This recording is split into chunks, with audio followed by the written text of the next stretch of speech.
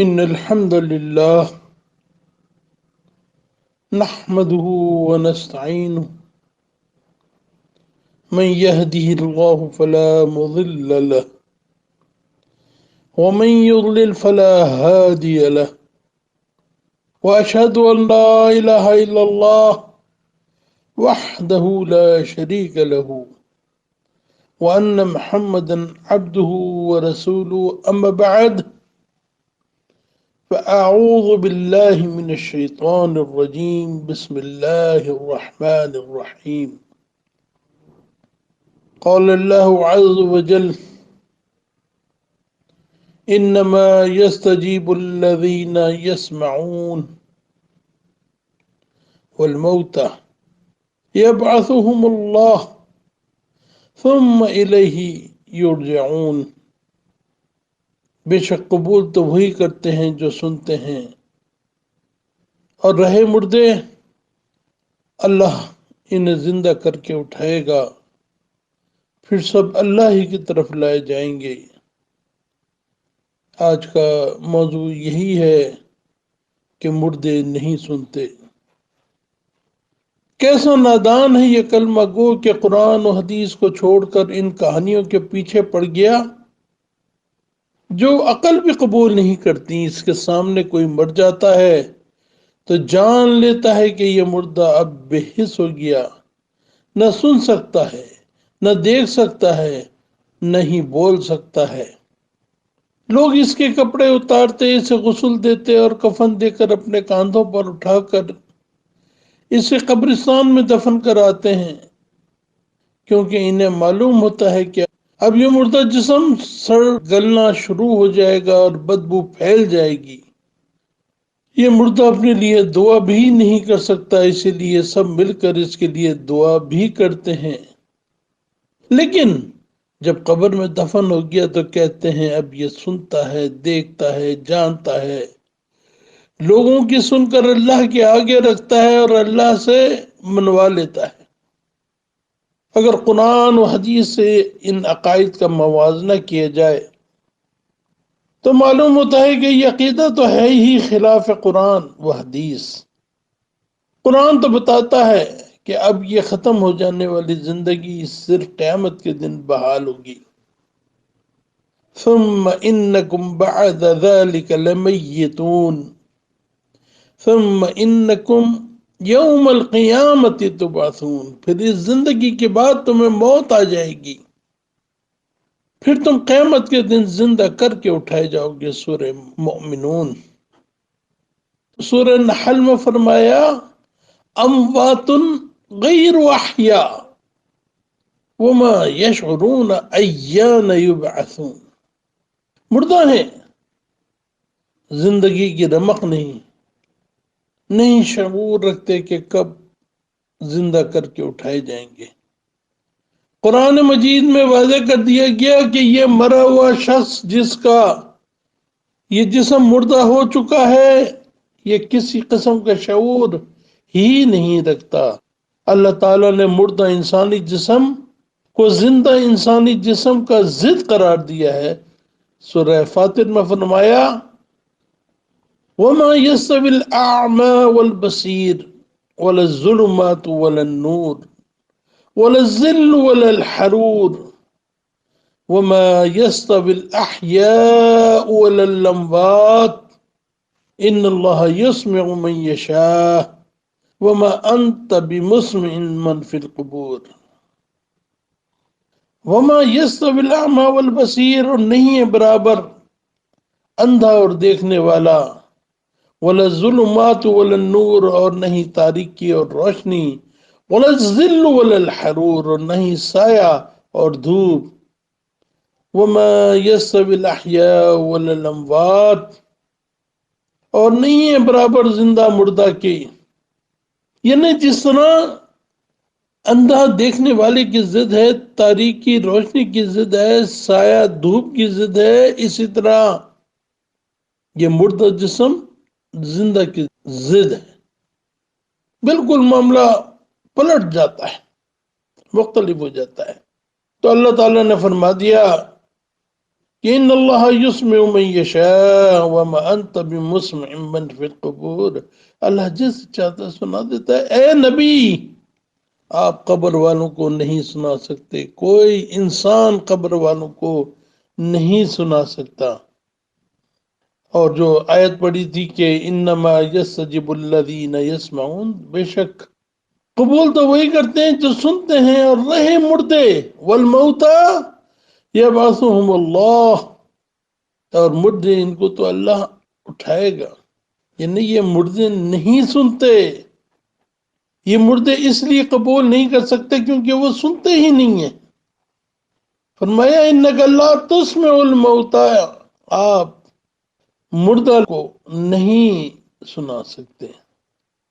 سورہ فاتر میں فرمایا والذین تدعون من دونہ ما یملکون من قطمیر، اور لوگ جنہیں پکارتے ہیں اللہ کے علاوہ، وہ ایک قطمیر، قطمیر کہتے ہیں کھجور کی گٹلی پر چڑھے ہوئے غلاف، ما یملکون من قطمیر، وہ اس غلاف کے بھی مالک نہیں ہیں۔ ان تدعوہم لا يسمعوا دعاءکم، اگر تم ان کو، ان تدعوہم، اگر تم ان کو پکارو، لا يسمعوا دعاءکم، یہ تمہاری پکار بھی نہیں سن سکتے۔ وَلَوْ سَمِعُوا، کاش کوئی ایسی بات ہو جائے، کوئی ایسا زبردست معاملہ ہو جائے کہ یہ سن بھی لیں تو مستجاب لکم، مالک نے فرمایا کہ تمہارے کسی کام نہیں آ سکتے۔ وہ یوم القیامت یکفرون بشرککم، اور قیامت کے دن تمہارے شرک کا انکار کر دیں گے۔ یعنی یہ کیا شرک، مردوں کو سمجھنا کہ یہ داتا اور دستگیر، مشکل کشا اور حاجت روا ہیں، ان کو پکارنا کہ یہ ہماری پکار سنیں گے اور یہ ہمارے کسی کام میں آ جائیں گے۔ ولا ينبئک مثل خبیر، اور تمہیں جو یہ بات بتائی جا رہی ہے یہ ایک ایسی خبر دینے والا ہے کہ اس کے سوا کوئی خبر دینے والا نہیں ہے۔ اور یہی بات سورہ احقاف میں فرمائی کہ وَمَنْ أَضَلُّ مِمَّنْ يَدْعُو مِن دُونِ اللَّهِ مَن لَا يَسْتَجِيبُ لَهُ إِلَى يَوْمِ الْقِيَامَةِ وَهُمْ عَنْ دُعَائِهِمْ غَافِلُونَ، اس شخص سے بڑھ کر گمراہ کون ہو سکتا ہے جو اللہ کے سوا ان لوگوں کو پکارتا ہو جو قیامت تک اس کی داد رسی نہیں کر سکتے، وہ تو ان کی پکار ہی سے غافل ہے۔ بتایا کہ تم انہیں پکار رہے ہو لیکن وہ تمہاری پکار سے غافل ہیں، انہیں معلوم ہی نہیں، یعنی انہیں معلوم ہی نہیں کہ تم انہیں پکار رہے ہو۔ ان دلائل سے ثابت ہوا کہ مردہ کا سماع ثابت نہیں۔ اب ہم آتے ہیں ان روایات کی طرف جن سے لوگ مردے کا سماع ثابت کرتے ہیں۔ اس بارے میں یہ بات پیش کی جاتی ہے کہ جب نبی صلی اللہ علیہ وسلم مدینے میں قبروں کے پاس سے گزرے تو کہا السلام علیکم یا اہل القبور یغفر اللہ لنا ولکم انتم سلفنا ونحن بالاصل، اے قبر والوں، قبر کہ باسیوں تم پر سلامتی ہو، اللہ ہماری اور تمہاری مغفرت فرمائے، تم ہم سے پہلے جانے والے ہو اور ہم تمہارے بعد جانے والے ہیں۔ دیکھیں اس روایت کو البانی نے ضعیف قرار دیا ہے، حوالہ ہے المسند موضوعی جامع الکتاب العشرہ، باب ذکر عند زیارت القبور، جلد 13 اور صفحہ 136۔ سب سے پہلی بات تو یہ ہے کہ یہ روایت ہی صحیح نہیں بلکہ ضعیف ہے۔ دوسری بات یہ کہ یہ ایک دعا دی گئی ہے، اس سے مراد سنانا نہیں، جیسے کہ عمر رضی اللہ تعالی انہوں نے حجر اسود کا بوسہ دیتے ہوئے فرمایا کہ انی اعلم انک حجر، میں جانتا ہوں کہ تو ایک پتھر ہے، لا تضر ولا تنفع، کہ تو نہ کسی کو نقصان پہنچا سکتا ہے نہ ہی کسی کو فائدہ۔ وَلَوْلَا إِنِّي رَأَيْتُ النَّبِيَّ صلی اللہ علیہ وسلم، اور اگر میں نے نبی صلی اللہ علیہ وسلم کو يُقْبِلُكَ مَا قَبَلْتُكَ، کہ میں نے تجھے بوسہ دیتا ہوئے نہ دیکھا ہوتا تو میں تجھے کبھی بوسہ نہیں دیتا۔ سوچیں کیا پتھر سنتا ہے؟ عمر رضی اللہ تعالیٰ عنہ سنا رہے ہیں، یہ ایک دل کی کیفیت ہے، اس سے مراد سنانا نہیں۔